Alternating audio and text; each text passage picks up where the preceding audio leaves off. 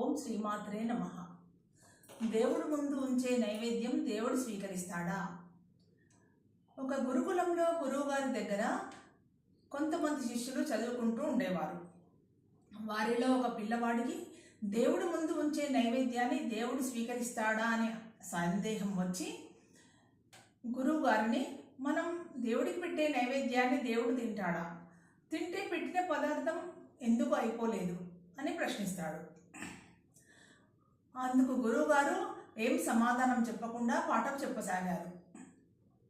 ఆ రోజు పాఠంలోని శ్లోకం: ఓం పూర్ణమదః పూర్ణమిదం పూర్ణాత్ పూర్ణముదచ్యతే పూర్ణస్య పూర్ణమాదాయ పూర్ణమేవావశిష్యతే అని శ్లోకం.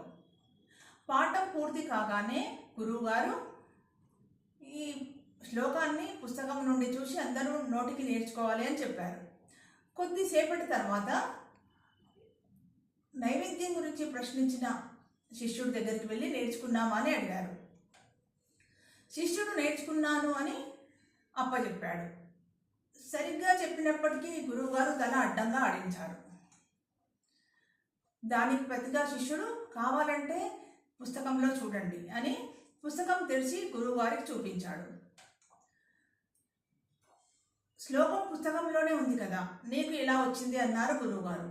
శిష్యుడికి ఏం చెప్పాలో అర్థం కాలేదు. అప్పుడే గురువుగారే అన్నారు, పుస్తకంలో ఉండే శ్లోకం స్థూల స్థితిలో ఉంది.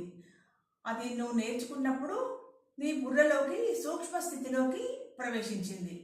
అదే సూక్ష్మ స్థితిలో నీ మనసులో కూడా ఉంది. అంతేకాదు, నువ్వు చదువుకొని నేర్చుకున్నప్పుడు పుస్తకంలో ఉన్న శ్లోకానికి ఎటువంటి తరుగు జరగలేదు.